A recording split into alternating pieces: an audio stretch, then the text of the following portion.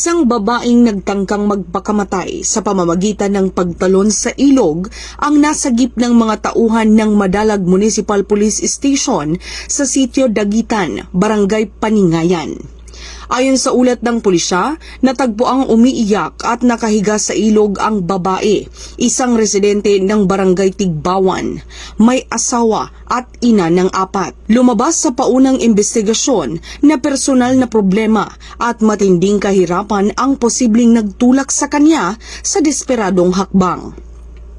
Sa halip na puwersa, gumamit ng mahinahong pakikipag-usap at pag-unawa ang mga pulis upang kumbinsihin ang babae.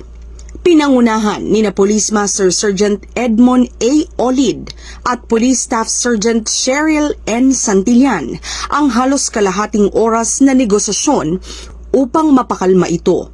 Ngunit sa hindi inaasahang pagkakataon, bigla itong tumakbo patungo sa mas malalim na bahagi ng ilog. Hindi nagdalawang isip si Police Master Sergeant Olid at agad na tumalon sa tubig upang sagipin ang babae na naging susi sa kanyang pagkakaligtas.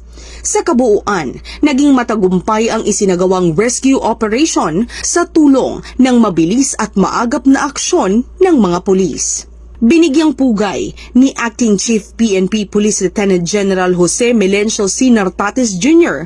ang kabayanihang ipinakita ng mga tauhan ng Madalag MPS at inihalin tulad ito sa layunin ng PNP na maging tagapangalaga hindi lang ng batas kundi ng buhay. Ang insidente ay sumasalamin sa panawagan ni Pangulong Ferdinand R. Marcos Jr.